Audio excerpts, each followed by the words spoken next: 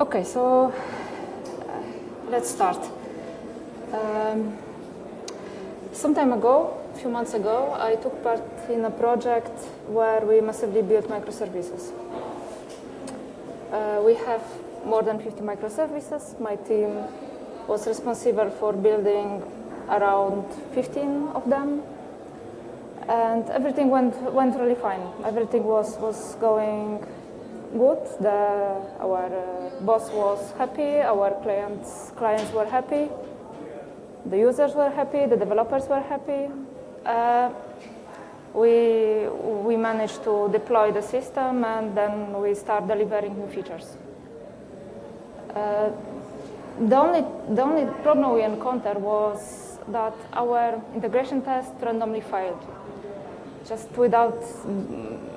We didn't really know at the beginning what's going on, but then we discovered that the script we use for starting the other services that we were testing against, they didn't really start the services sometimes, so there were some failures.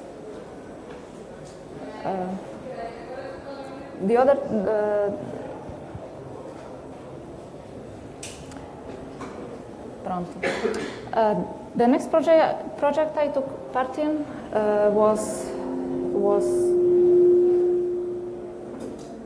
an internal project. We didn't have a rush. We didn't need to really be very fast at developing.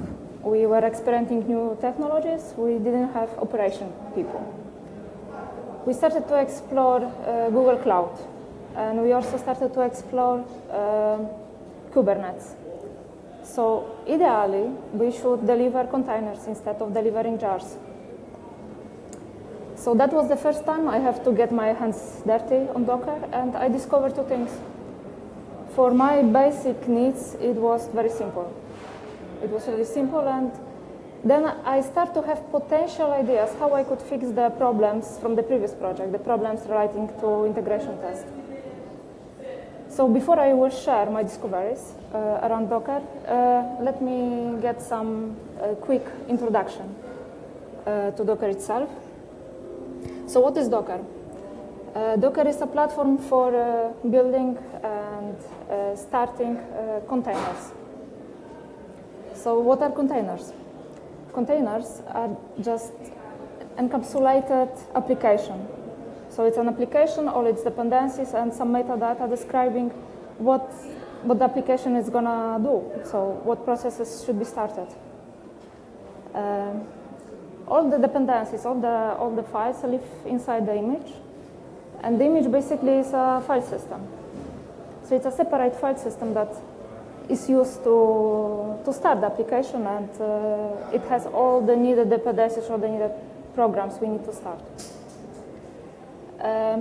So we store the images on our local repository, but we also can store the images in external repository. The most famous one that is open for everyone is Docker Hub. So all official images are stored there, and we can just use it and reuse it wherever we need and extend it wherever we need. So when we talk about containers, we actually thinking about one application. So we have one service started, one, for example, database. But usually we don't have one services. If we're talking in the context of microservices, we have many services started all together and intercommunicating all together. So for that reason, we use Docker Compose, which help us start wherever we need to have the system running. And then in the end, what actually Docker is, and which is the main component of Docker. So we have a Docker daemon. It's something that runs on the host and is doing orchestration on the services and the containers that are started. Around that, we have a client that talks to that daemon, and we also have an API that we can use to communicate from yet another services. Okay, so let's talk a little bit more about images. So, as I said, an image is a file system. system, but it's file system that is prepared for working with a kernel. In Docker case is 64 bits Linux kernel, but on top of that file system, we need some other dependencies. Yes, for example, if you want to start a Python script, we need to have Python environment. If we need to start Mongo, we need to have the Mongo binaries. So the first thing is to choose the proper base image. The image should have everything we need. So beyond the system files, we may have, for example, libraries. We may have tools like, for example, package managers. We may have whatever we need actually. Sometimes the base image is itself the whole application that you can use. So on top of that, then we can add our files, our services. And once we do that, then we can build our own image. And we have two ways to do that. So first we can just run a base image. We can install whatever we need inside the container, or we can commit that. But this is not exactly the way most people use it all the time. So most of us just use a Docker file, which describes all the steps. All the steps should be taken to build the resulting image that we want, and that file is just a receipt for building the resulting image. So how Docker file is built? Docker file is very simple. So those what you can see are the most basic instruction that we can use. The first one defines the base image, so the file system we want to use. Then we may need to copy our own files into the container. For that, we use a copy. Then we may need to run some command. For example, we may need to run a package manager and install some external dependencies. Then we need to expose some ports. So we need to inform Docker that there will be something running in the container that will have a port open. And then we can execute the mine process inside the container using or command, or CMD, or entry point, or we can combine those two together. So once we have the image ready, then we can start the container. To start the container, we just used Docker run. We have few options available, and then we use the image name, and if the image is tagged, we can also choose the version. So the most useful commands are presented. So it's detached. Detached meaning we just run the container, we get the ID of the container, and it's just running in the background. We can allocate a pseudo terminal. We can keep the SDT in open, so we can interact with it. We can set up working directory, and we can also mount some local files into the container. Then we can also name it. That could be useful later for reference. And we can set up some simple networking. Like, for example, if we need to talk to another container, let's imagine you have a Mongo running in some container and we need a service to talk to that Mongo, we can define a link between those two containers.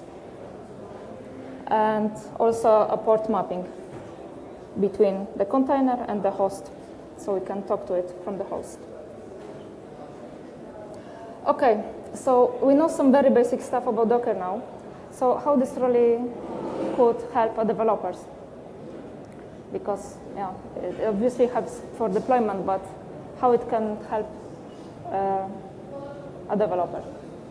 So first of all, how many times you have been in a situation that you, for example, use some stable version in your daytime job, and then you wish to experiment with some release candidate, and you just use the same computer at work and at home for your personal project. And that may get you in trouble, yes, if you don't separate very well two environments, or you have to install and then uninstall the other stuff, or you need to invent something, yes? So, for example, in that case, you could very easily start a release candidate just in the container and play with it the way you want. For example, let's have an example.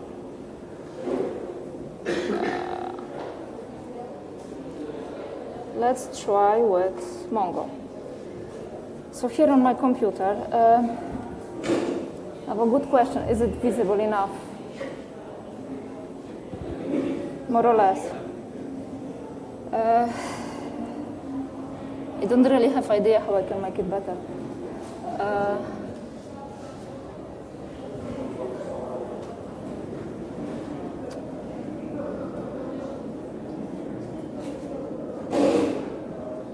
Okay, I will just say what I'm doing because I don't want to lose time now trying to set it up.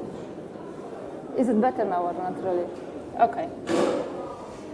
Because it's a little bit different what I see. Okay, anyway.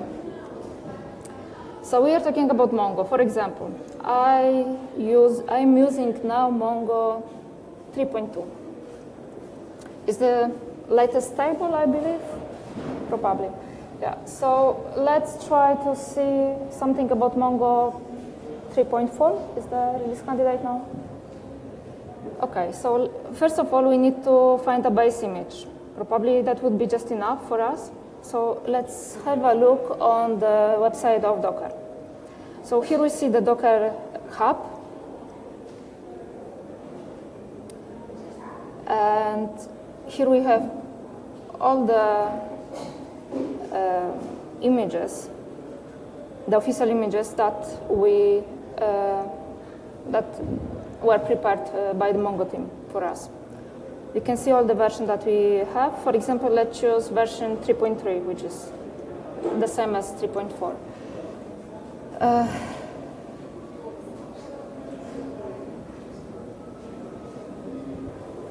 Okay.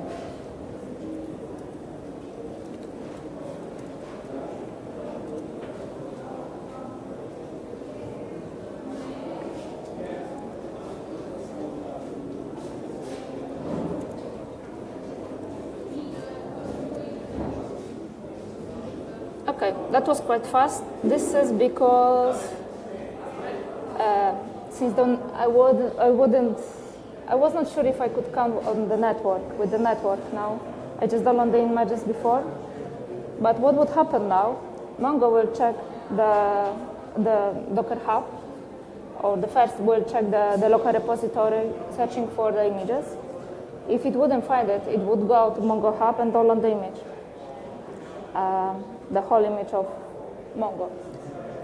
Since I have it, it was much faster. So now I have Mongo 3 running, and I can connect to it. No, I cannot connect to it yet. But I have Mongo running, and I could at least try to connect to it. So since I use also Mac, I need to choose different port. So no, not Mongo yet. What is happening? Not much. I just need to set up a port.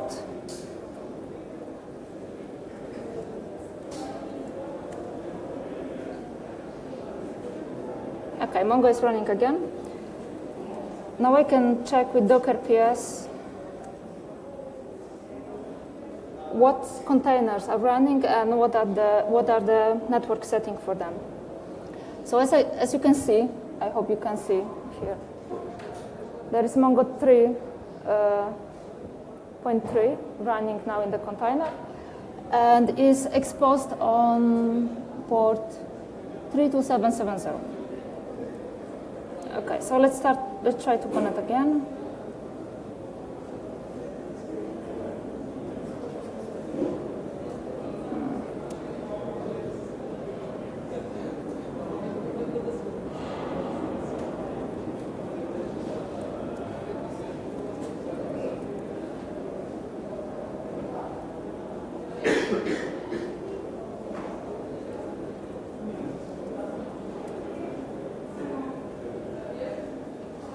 Okay. have a Mongo running, also with some existing collection. What's going on here? The containers, they are mutable. So it means if I used the container before and I restart it again, I still have my data in it. Perfect. I just can kill a container now, and I can go back to using my Mongo 3.2 version without any hassle. Okay, what else we could do? Well, we can even connect directly to the container. For that, we need the container ID. And now we can execute the Mongo client inside the container.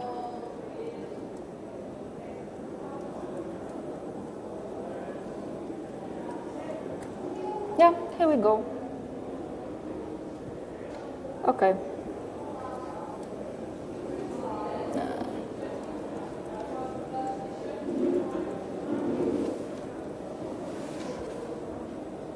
Yeah, I would rather kill it. Okay.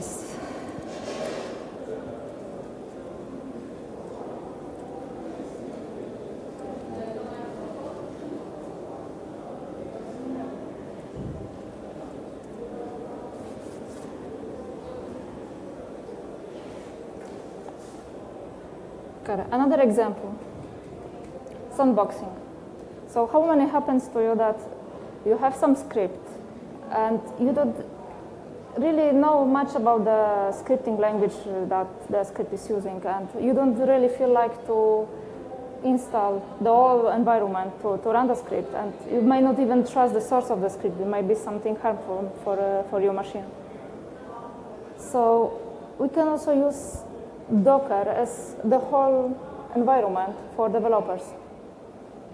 For example, we might try to run some Python 3. I don't use Python for quite a lot of time. I have Python 2.7 on my machine. I think it's the default what we get with Mac. So I will try Python 3 now.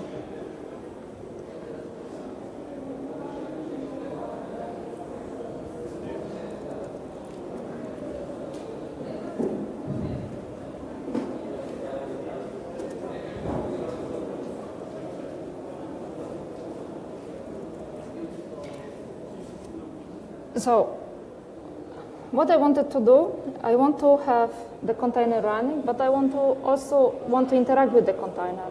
So I don't need to, I can easily edit the script and run it wherever I need. So now I will add some option once I start the container. So first of all, I need the interactive mode. I also need to mount my directory with the script. So let me check where it is. Or even better.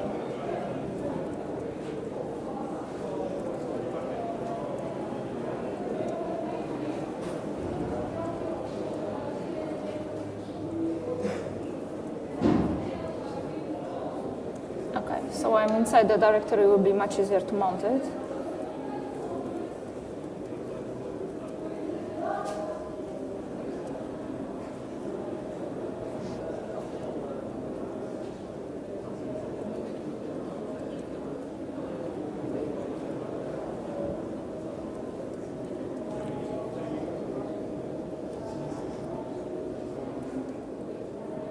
I will also set up working directory, so once the container is running, it will point me directly to the working directory.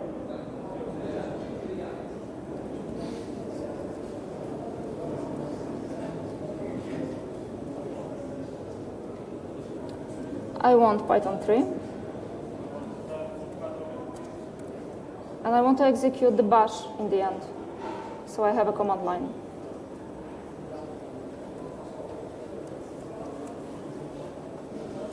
Yeah, and it never goes well,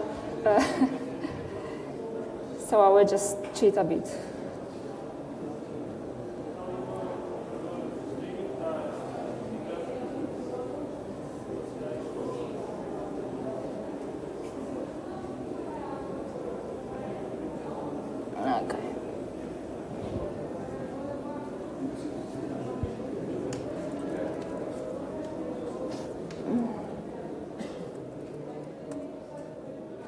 okay, I have my Python 3 container running, and I have a command line too. What else do I have? I have mounted my local working directory with my local script. And now I can just run it, and it does nothing. Okay, what else we can do? We can even open and edit that file and get back and test it in the container once it's alive.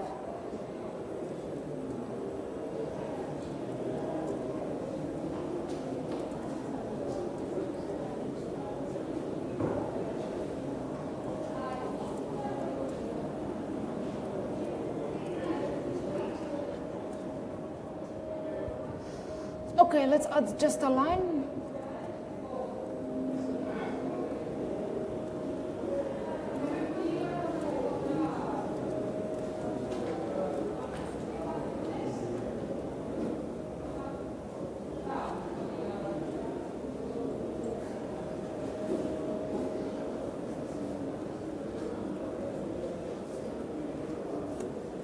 Yeah, it works.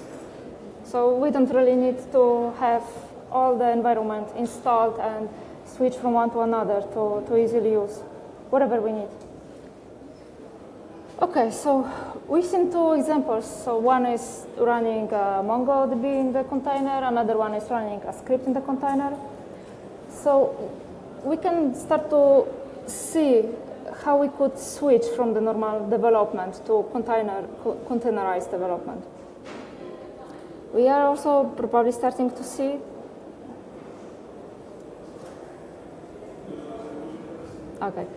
we probably are starting to see how we can improve our development environment by using containers. So first of all, imagine if we could create containers of all our tools that we use in a project and just keep it in a repository and share that repository among all the team. So we will end up with all the team having exactly the same environment. So no more problems like it works on my machine, yes? So more. So since all our services are running in containers and we ship exactly the same containers to production, we are also sure that whatever runs on our machine will also run on production, in most cases at least. So we can see also that now if we start all the services we want to test against in containers, and since we run exactly the same on production, then our integration tests will be also much more consistent, because we are working with something almost the same as production again. But before we can do this, we can also learn how to containerize our services, and this is quite simple. So I prepared some demonstration. There are 3 services involved and Mongo database.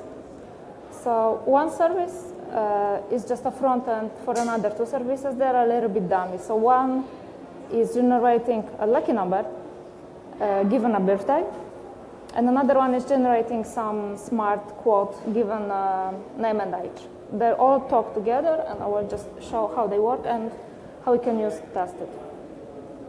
So the first service, my lucky number, is just a Python script. It's very, very simple again. Yeah, I will just clean up a little bit the workspace.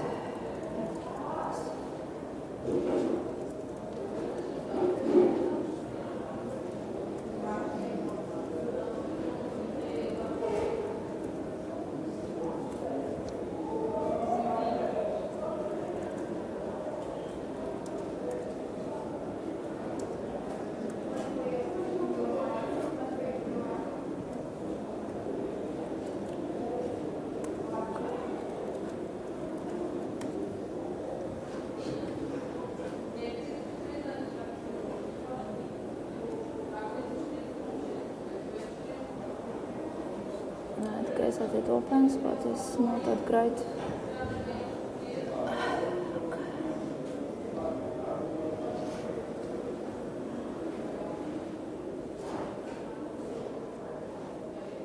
Okay. So that's the whole service. It just gives a random number. And then we have the Docker file, as we talked before. It just uses Python 2.7, a slim version, meaning that it's just doesn't have a lot of not very, very useful tools. Then we need to install a SharePy, which is the framework. Then we need to run the Python script. We need to expose 8080, and that's it. That's the whole our image. So what we need to do with it? We just need to build it now and run.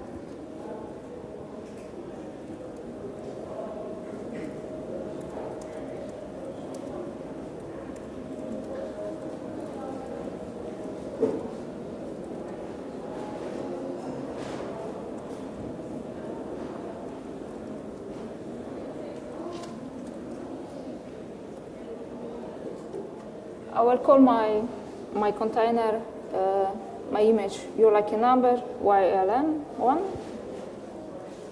And the context will be the current directory.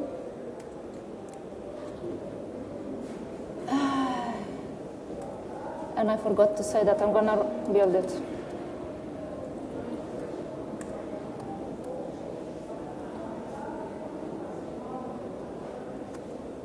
Okay, it's done. So now when I run Docker images, I can see my newly created image. And next thing I'm gonna do, I will just start.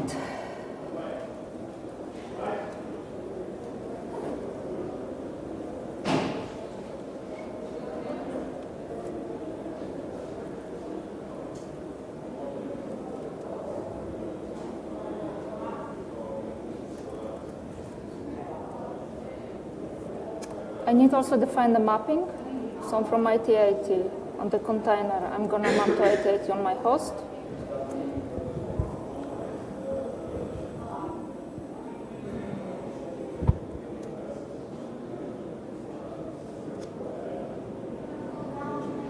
And something went wrong, of course.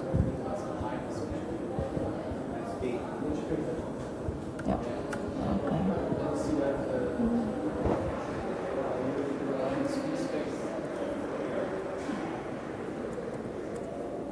Okay. I will use my backup image then.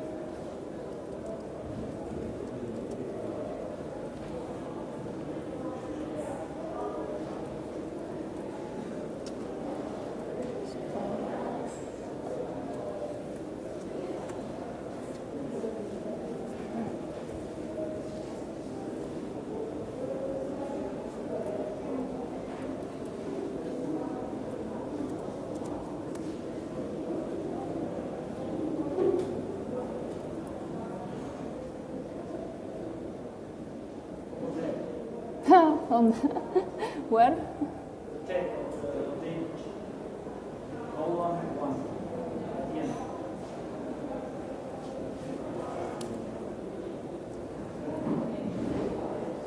Okay, in such cases when it's getting wrong, I will just go back to my cheat sheet. Okay, where's my image then?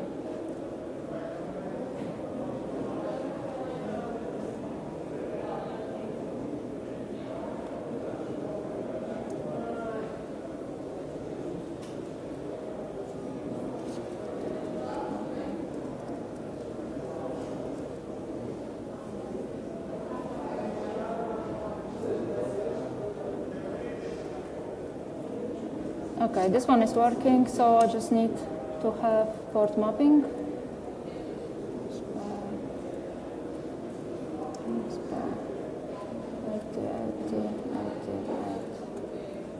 Yeah, finally, sorry for that.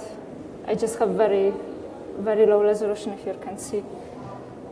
Okay, so once we have it, let's see if it's working.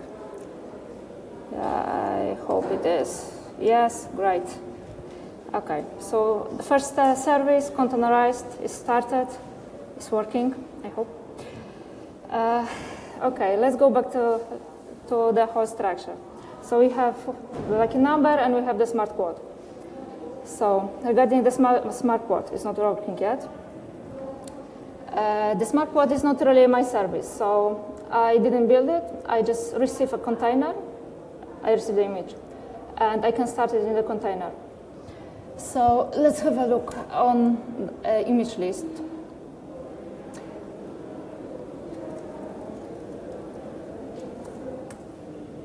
Okay, that's here, or the latest version, even better. Okay, besides that, the quad service also uses Mongo. So for that, everything to have working, we need also to have Mongo.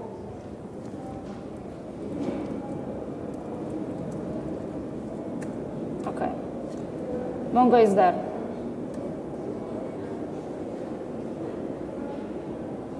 Let's check again if Mongo is okay to avoid problems.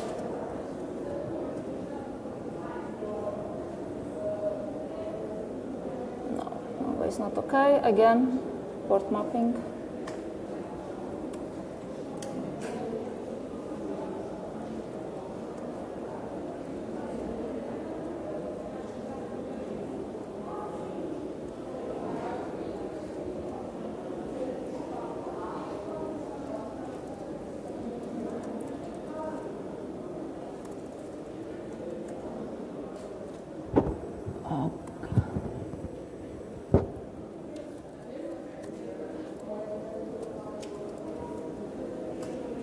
Okay.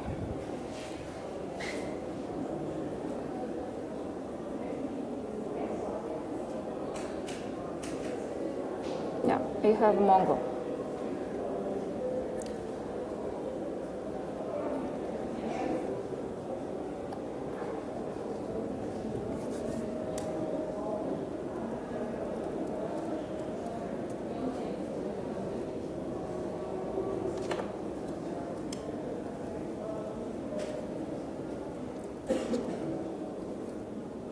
Okay, so now I'm going to start the quad service.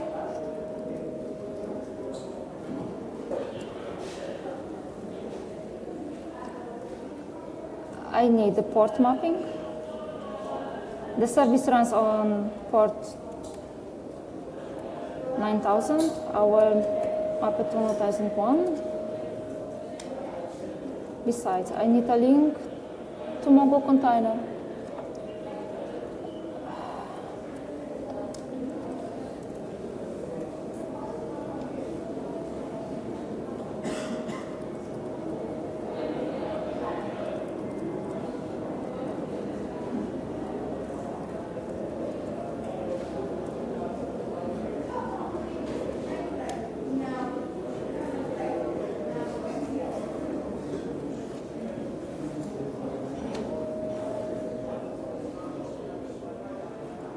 Okay, so first of all, link to Mongo,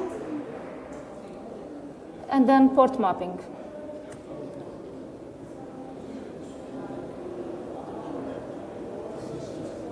Yeah, it looked like it started. Okay. But it's not.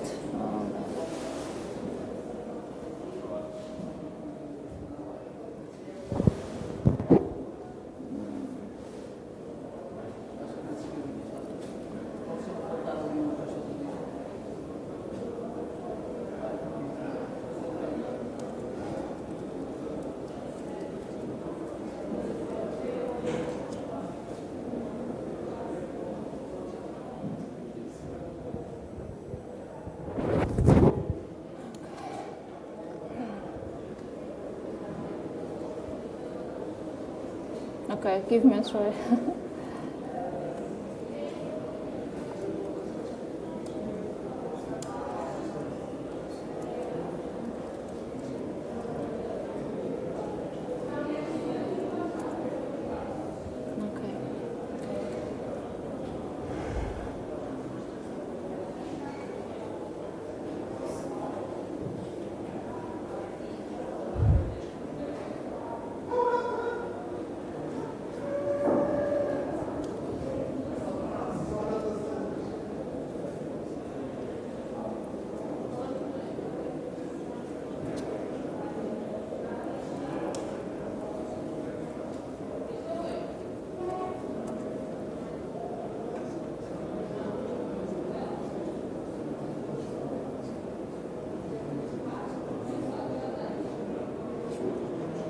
Okay.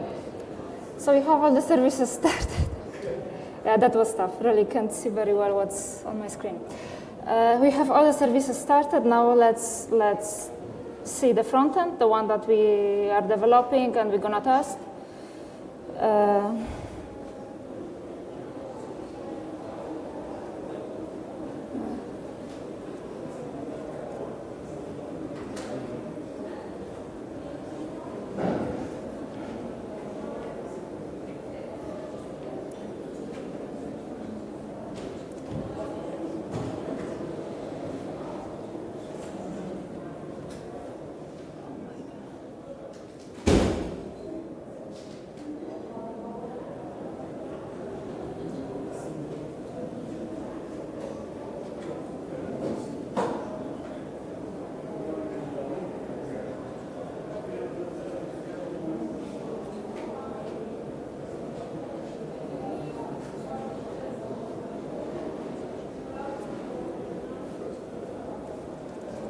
Okay.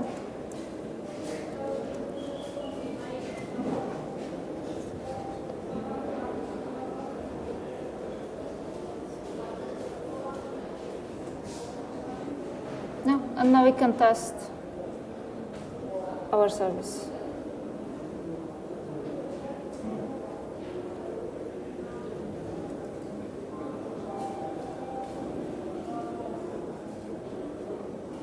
Yes.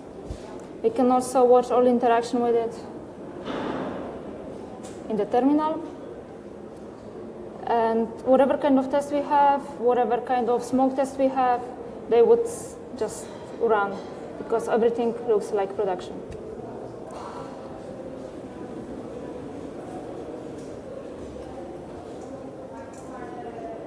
Yeah, so that's more or less what I wanted to help you. Probably I didn't convince you very well, but it's just stress. But it's quite easy. It's really easy. Just if you go through the command line with calm, and you can always try to help yourself with Kitematics, which is in beta version. They didn't really. I'm not very convinced to it because it didn't show the images. But if you really want to see without using command line what's going on your host, which containers are running, and you can restart it, you can see all the configuration. I choose the hard way, but I just believe in command line. I feel I have more control on what's going on. So it's not a really difficult tool, and it can help you with many problems, like starting sandboxing, like using sandboxing, starting integration test, testing your code as it was in production, experimenting with tools, with services, with newer version, and everything whatever you might need during your day work and your personal project as developers. Thanks.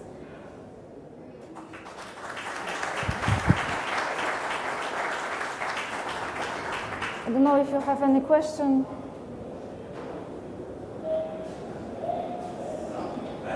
Okay, thanks.